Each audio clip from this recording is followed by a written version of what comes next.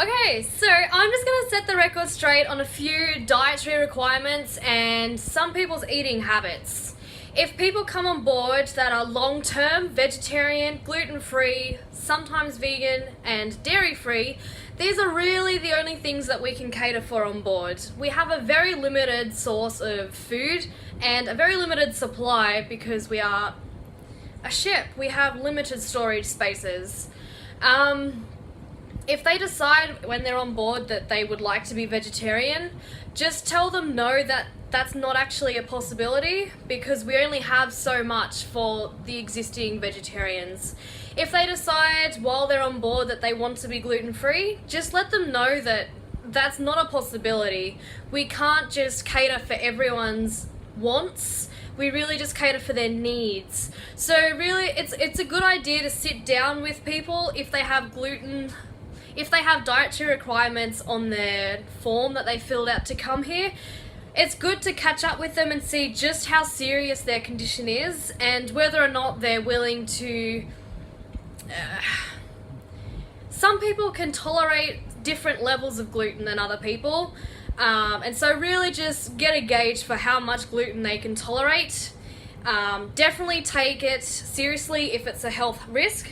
So if they are a celiac, then they do not eat gluten because it will be an allergic reaction. But if they just don't eat gluten because it's a fad or a trend, just let them know that the easiest thing for them to do is to just eat the gluten options. It's very easy to make everything broadly gluten-free.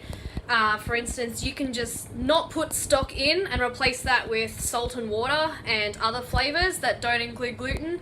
That way, it's just minimizing how many special diets you have to cater for every night. If people are vegan, let them know that they'll be eating a lot of rice because that's all we can really offer them. If they're gluten-free, let them know that rice is probably the best option they will have. And also just reassure them that we are doing the best that we can, and I'm sure you will do the best that you can to your abilities. But just let them know that we are not a floating Woolworths. We can't just run to the shops and buy food whenever we run out. We can't just cater for every fad diet there is because we can only have so much food. And I don't think people understand that sometimes.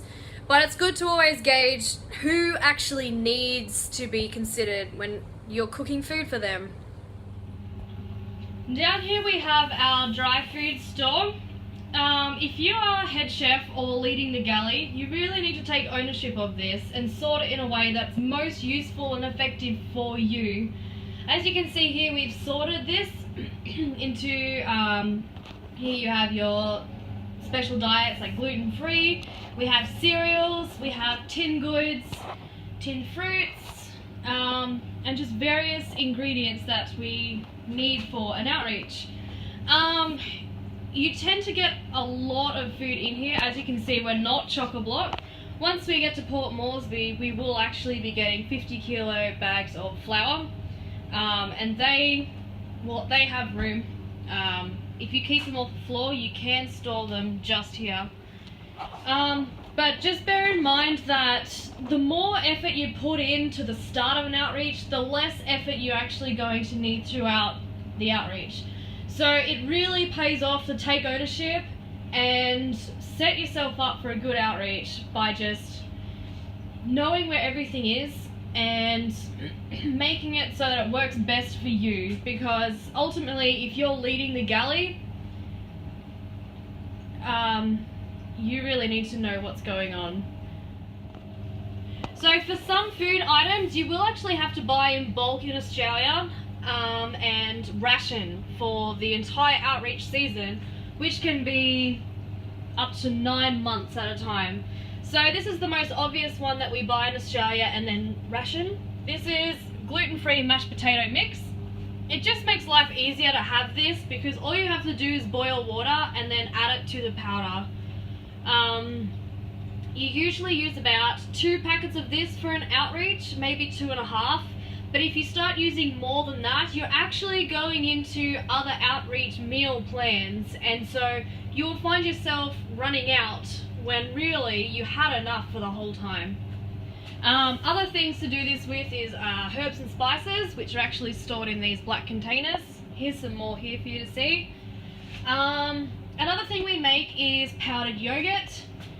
You want to stack up on that in Australia and really only use what you need in an outreach.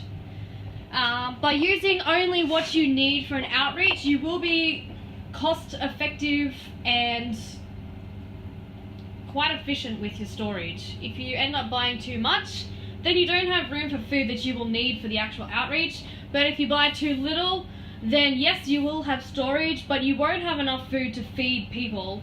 And if you don't have food to feed people that have been out in a hot village all day, then it can really be a huge mood changer for everyone on board. The galley is actually very influential in people's attitudes, so a good hearty meal that is satisfying and enough to eat is actually a really big thing for the ship. This is actually a really big role to take on, and understanding that will actually help you get your mindset where it needs to be for this.